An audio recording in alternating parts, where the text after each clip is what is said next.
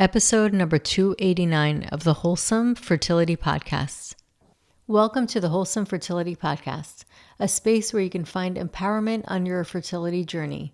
I'm your host, Michelle Orovitz, and I wanted to pop in before we get started to mention that if you haven't already heard, I've released my new book, The Way of Fertility, that has been created for those who have tried everything to conceive and are simply unsure of what else they can do.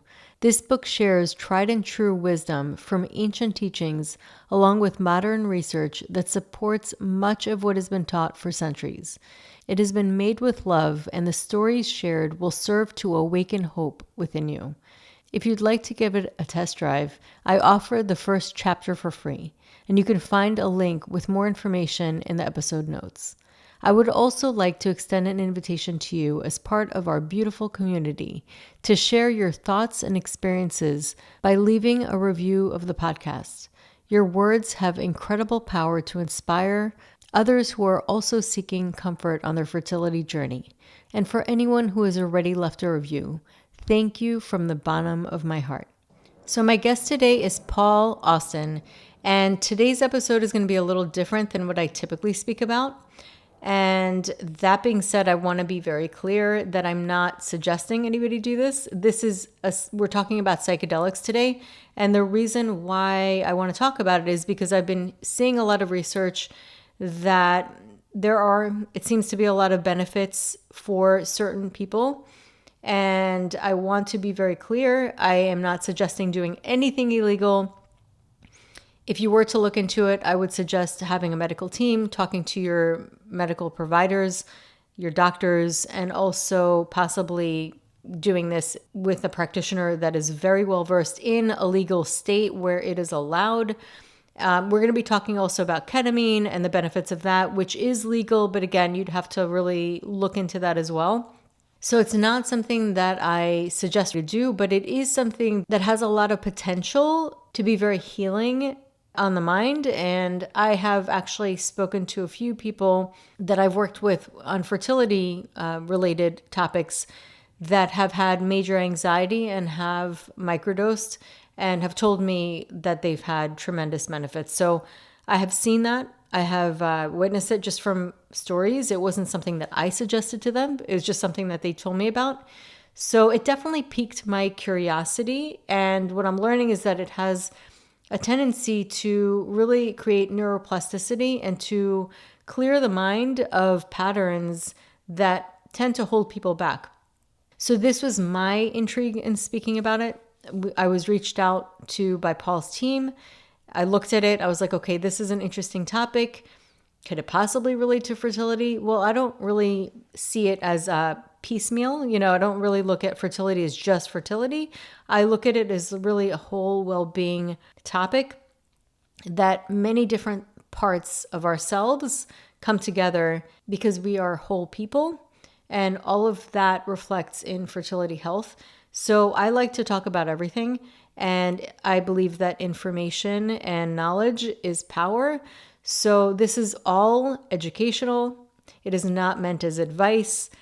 I do not suggest doing anything illegal. And this is just really for you to learn about, because I think that it is going to be in the future of medicine and mind-body medicine. That being said, everything that you do should be done responsibly. And there are certain states that it's legal, and it's important to abide by the rules and also to have a team of medical providers, or making sure that you talk to your doctor about what you should do, and always get professional advice, because this is not something that you want to be irresponsible with. So that being said, I am happy to introduce Paul Austin, and he is one of the most prominent voices in the world of psychedelics. He is a founder of Third Wave and has educated millions on the importance of safe and effective psychedelic experiences. He's a pioneer at the intersection of psychedelics, personal transformation, and professional success. His work has been featured in Forbes, Rolling Stone, and the BBC's Work Life. Paul helps leaders, creatives, and pioneers leverage psychedelics for exponential personal growth and professional development. He views psychedelics as a skill refined through mentorship, courageous exploration, and intentional use. According to Paul, learning how to master this skill will be crucial in the story of humanity's present-future evolution. Welcome to the Wholesome Fertility Podcast. I'm Michelle, a fertility acupuncturist here to provide you with resources on how to create a wholesome approach to your fertility journey.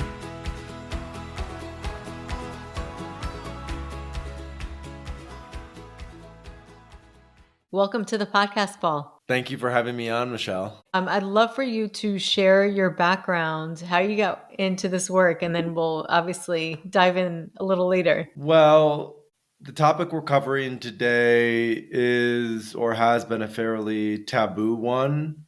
And the place that I grew up in, was raised in, that was, I would say, particularly so. My family was pretty religious growing up. So we were in church every Sunday.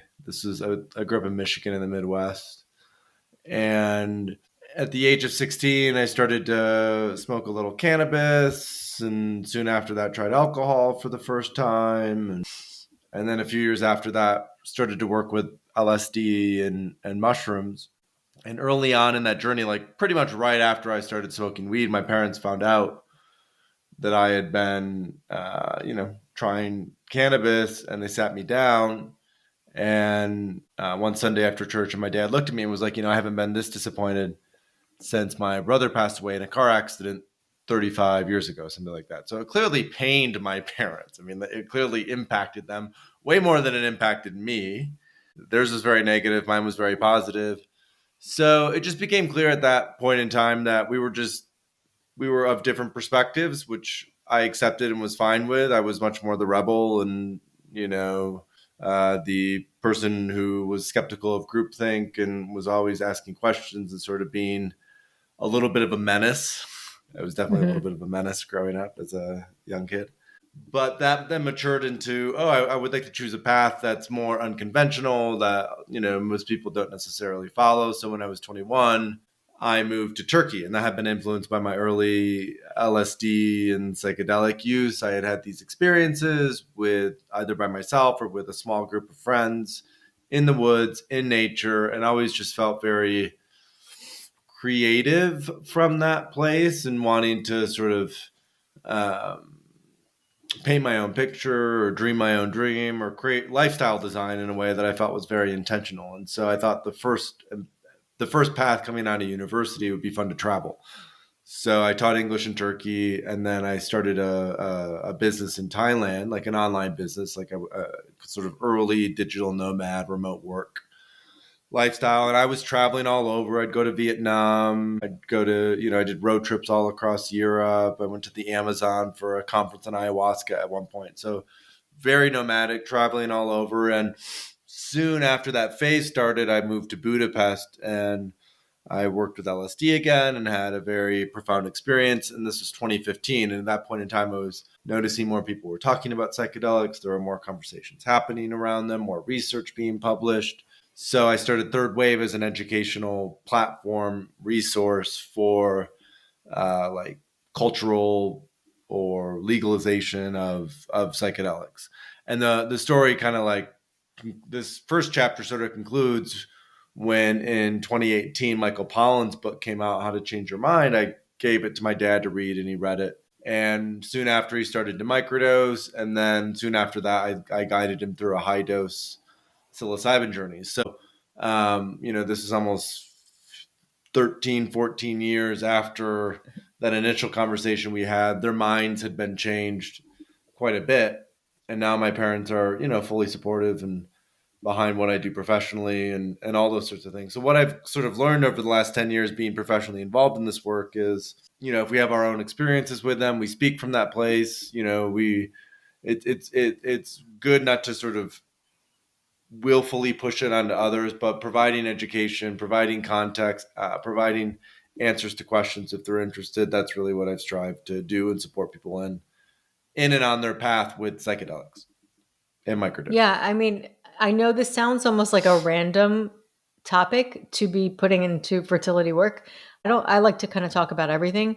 I think everything that could be medicinal for yourself on a psycho spiritual level, to me is welcome. And I'm interested because I see a lot of really emerging data or information about how this can help people, like deeply in a different way than some of the pharmaceuticals, which, if anything, kind of like push down what we're really feeling, and like going into the root of what's happening in your body and or your mind can impact your body and can also impact your mind, and it can also impact how you perceive the world.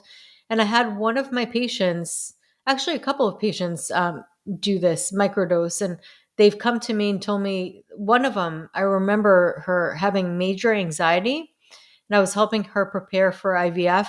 She had many failed rounds and was going through this for many years, and young woman, too. So she was young, and she's like, I don't understand why we can't start a family. And I felt her anxiety, like literally can feel her anxiety every time she used to come in. And I would talk to her about meditation and different things. And then one day she came in, and I felt like she was like a different person. And she told me that she started microdosing and that it really helped her tremendously come out of the anxiety. And shortly thereafter, she ended up getting pregnant. She had a positive outcome. So I was like, okay, this is interesting.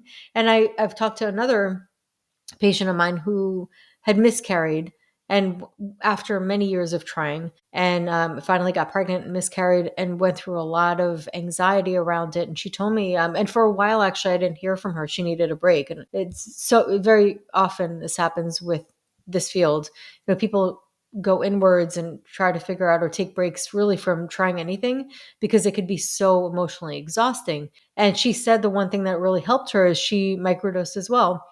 And then I started watching. I love Gaia TV. I watch a lot of topics on there, and they were talking about microdosing and really the power of psychedelics and how it can impact the mind. And I'm just intrigued. And then your people reached out to me. I was like, you know what? This is a really interesting topic, and I really want to look into this.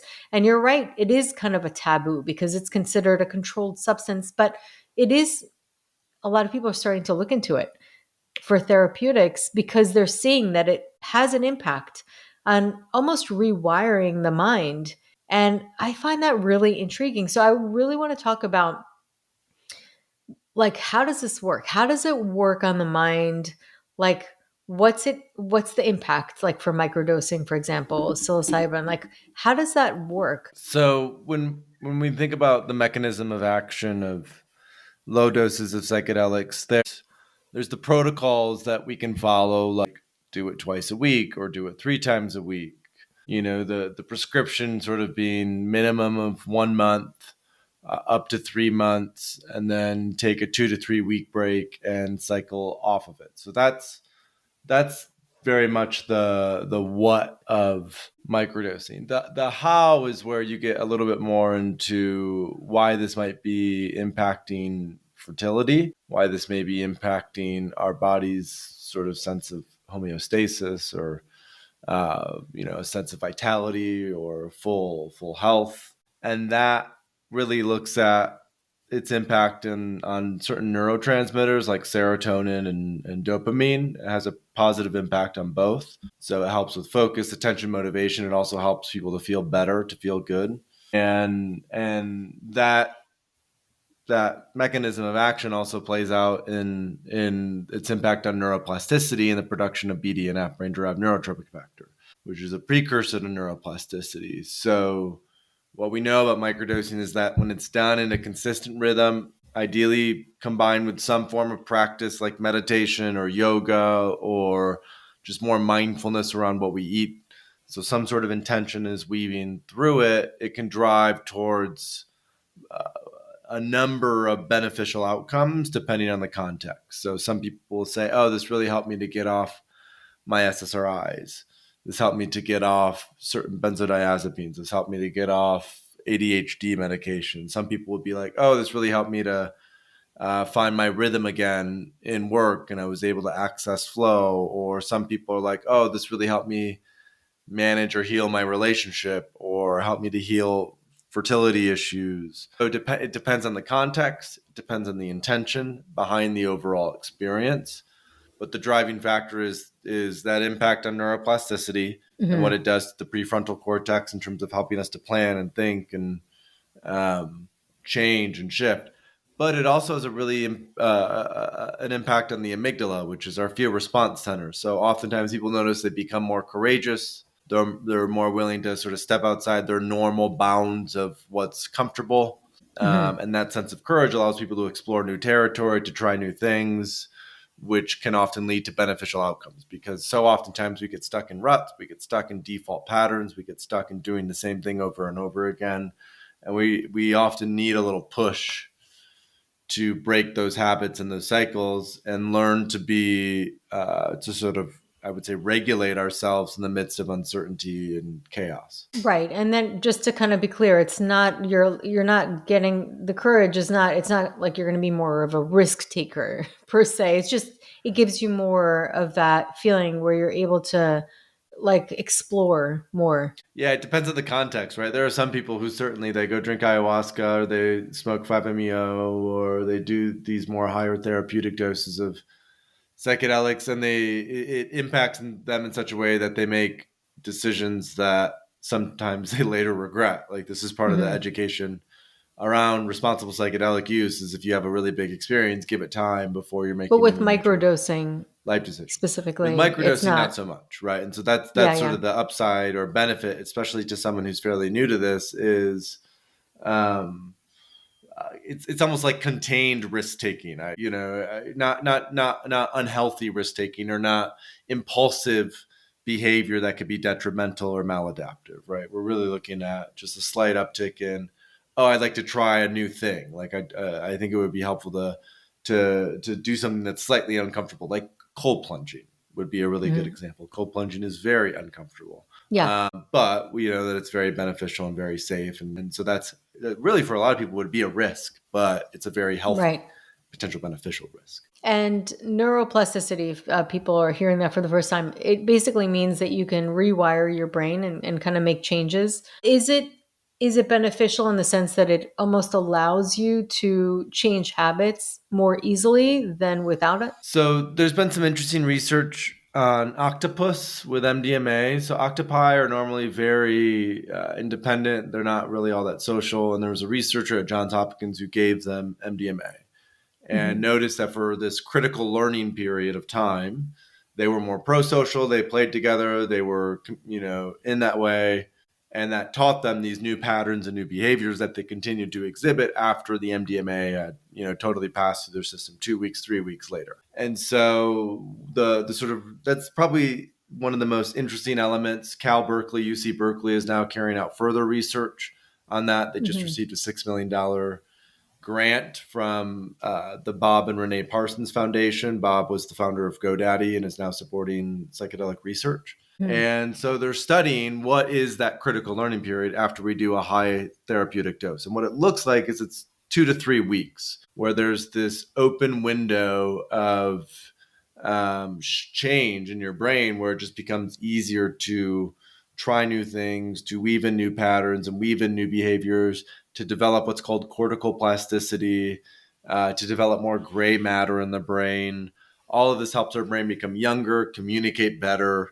It helps us to have more energy. And it's also related to just overall inflammation, which it could be the tie into fertility as well. When we're looking at Hmm. overall, holistic health metrics to track and understand, it's inflammation. And Hmm. psychedelics are shown to have a beneficial and positive outcome and impact on lowering inflammation.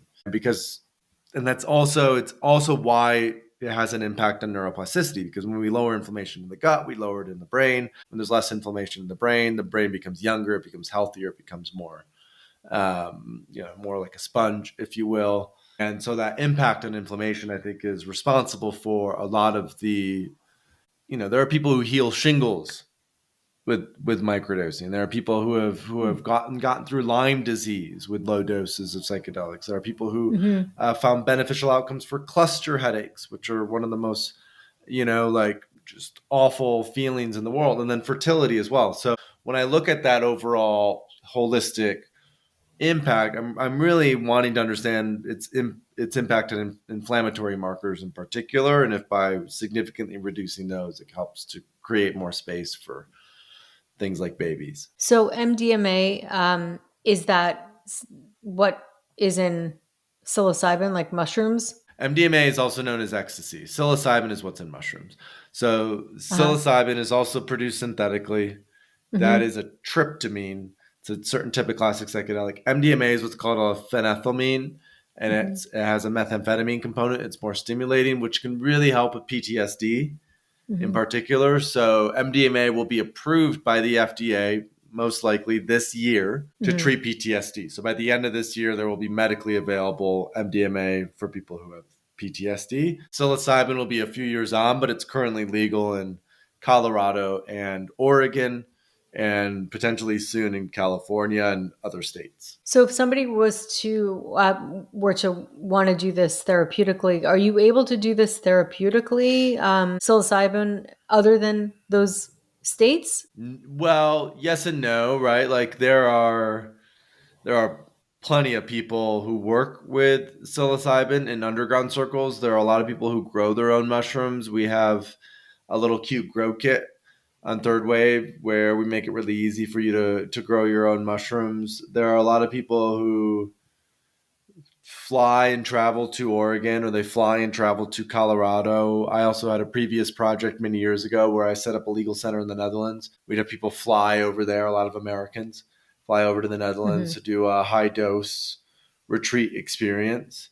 But all of the policy is really focused on these high dose therapeutic experiences. There isn't a lot that's done specific to microdosing. So one project that I've been focused on building has been something called the Microdosing Collective, which is a Mm-hmm. 501c3 nonprofit to pass policy related to adult use of psilocybin so people can have access to microdosing and can do it at home legally. Right now, most of this is illegal, Yeah, so but obviously I don't want to it's like be, telling people to do anything illegal, especially here on the podcast. Like I don't want to, that's not the message here, but I do want people, if they're interested, to know what avenues they could do that was legal. which are basically these retreat options. I mean, in Oregon and Colorado, we also on Third Wave we have a directory of clinics, ketamine Mm-hmm. clinics. Ketamine is legal and used widely for various issues and conditions. It's very safe. It's very effective. It's been approved by the FDA for treatment-resistant depression, but generic ketamine is also widely available. So if folks want to stay on the right side of the law, so to say, ketamine clinics are great. A lot of retreat centers in Oregon and Colorado that are starting to open, as well as Costa Rica, other places in South America, the Netherlands, even Canada. So there Mm-hmm. are more and more options that are coming online. And again, by the end of this year, MDMA will be medically available. My expectation is that within 5 to 6 years, we'll see widespread accessibility through various channels Mm-hmm. of psychedelics and plant medicines. And even now, if you kind of know how to look or where to look, and Third Wave is a great resource for that, you can do things that are totally legal and very effective currently. There are lots of So let's options talk for it. about ketamine, because I actually have heard, I remember going to a conference and they talked about ketamine and the benefits that what I like about it. I mean, I'm not, obviously this isn't my specialty at all. Like I don't really know like about mind medicine in general. Like it's not like my specialty, but I know that a lot of people, a lot of my patients coming in, if they were taking antidepressants, like a lot of things that I hear is it's very hard to get off of it. Sometimes people would say they almost feel like a numbness in their emotion. It sounds like what's being given mainstream is not the best option like for long term, and it's not a real solution. It's more just let's get through this. And I'm not saying to get off anything. If you are on it, obviously listen to whatever your doctors are telling you, whoever you're choosing to work with, but it just doesn't seem to me from listening to what my patients are telling me that it is something that is long term or like a root cause perspective, whereas what I'm understanding from ketamine and even microdosing, just based on what I've heard, is that it gets into the root of what's happening. It gets you really to the root to clear out what it is that's causing the depression or, any kind of like anxiety. So I've heard a lot of great things about ketamine, that it works, it like sustains itself. Like if you do it, it actually has a lasting effect and changes and rewires the brain, which is what got my attention. Because, it's much better if you don't have to do something for the rest of your life, or that if you get off of it, you're going to have all kinds of symptoms. So it's so much better to know that there's something out there that could possibly really make a lasting healing effect on the mind. So talk to us about ketamine. And obviously that is legal, and it's something that it's a great option, it seems like, for a lot of people. Like, who should look into it or consider it, and who should not? Yeah, ketamine's a great. So it's 3 questions. Yeah, I'll do my best. Well, if I don't cover anything, we can circle back. But I'll ketamine's remind. it's class is it's a dissociative. It's been used since like the 1950s as an anesthetic in emergency rooms. It's one of the most widely used drugs in the world. It's incredibly safe at even very high doses for sedation, especially of young kids in the ER. And they found out, I don't know, maybe 20, 25 years ago that it had antidepressant effects. And so it's fantastic for suicidality. It immediately interrupts those thought patterns. It's one of the best currently available treatments for suicidality. It's really helpful for depression. A lot of therapists are now using lower doses of ketamine within a therapeutic practice. So they'll do a 2-hour session instead of a 1-hour session and guide someone through a low dose of ketamine as part of that container. That's what we call a psycholytic approach. It's similar to microdosing or low dosing, but just slightly more. And ketamine is legal everywhere. It's widely available. There are in-person clinics. There's also the opportunity to do ketamine at home. I've done both. I've gone into clinics and worked with ketamine, and I've also done it at home. Both have upsides and downsides. The IV ketamine, which happens in a clinic, is more intense, and it's more of a sterile and a bit of more of a sterile environment. Some clinics don't provide great support. Some clinics do. You want to go to a clinic that provides great therapeutic support as part of your treatment protocol. At home, you have a friend or a family member who's sitting for you and virtual coaching, but the ketamine is simply sent to your home and you do it in the safety of your own home. A lot of people enjoy that. And as long as they get the dosage correct, adverse outcomes are minimal. They happen, but they're very minimal with ketamine. And I think it can be a really great bridge or sort of transition point for especially if people are on SSRIs or on antidepressants. It may be a new useful modality that could be helpful and effective. This isn't necessarily the case for everyone, but maybe 60 to 70% of people find that ketamine works for them and is effective.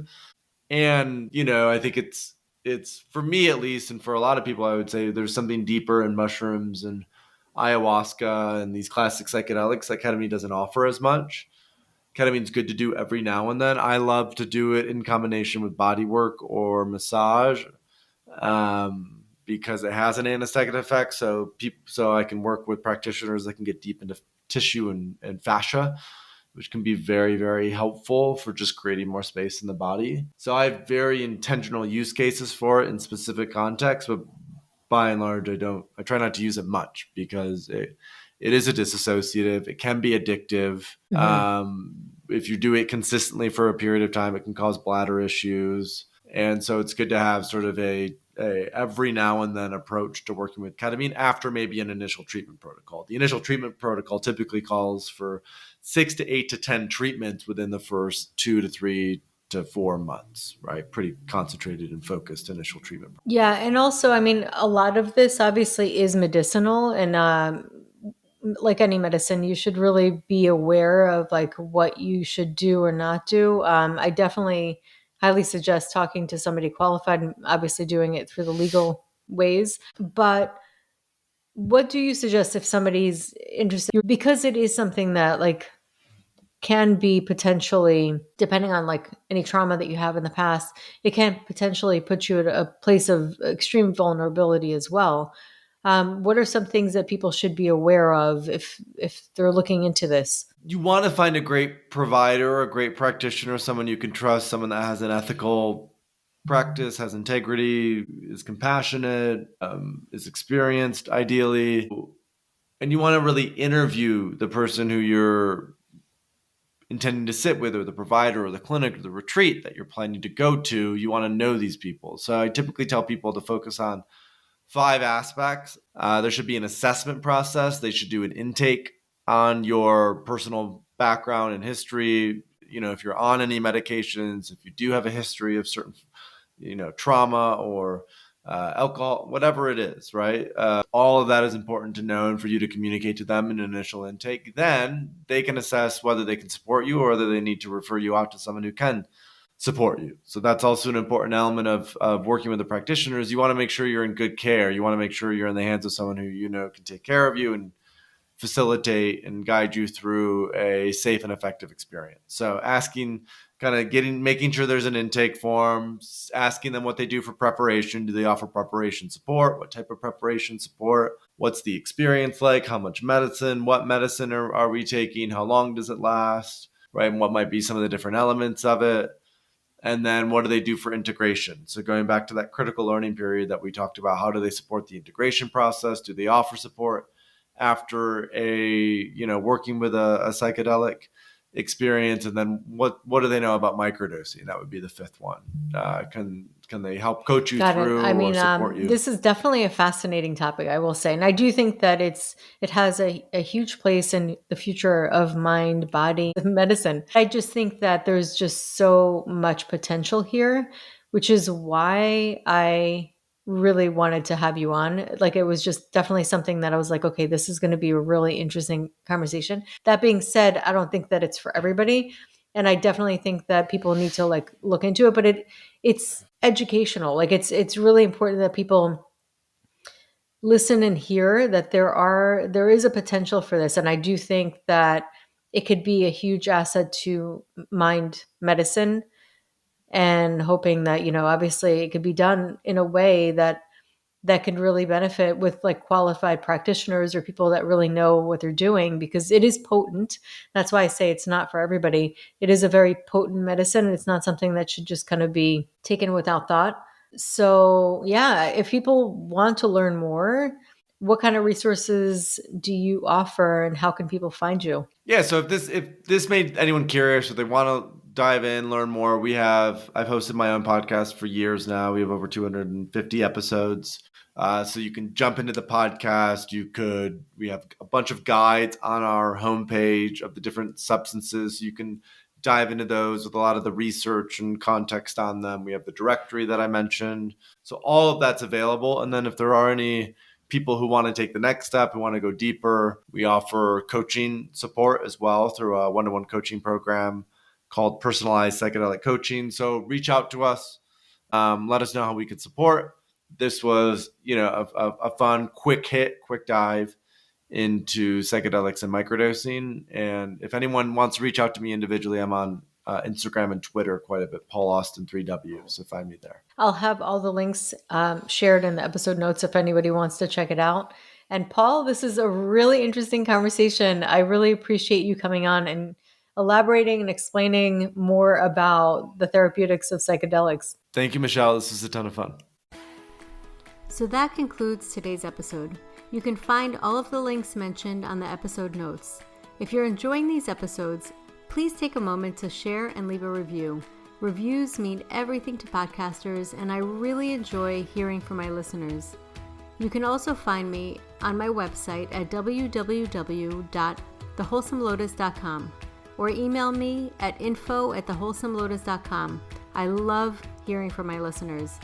If you're interested and want updates as well as a free ebook on my top 10 fertility boosting habits, you can visit my fertility page on www.thewholesomelotus.com.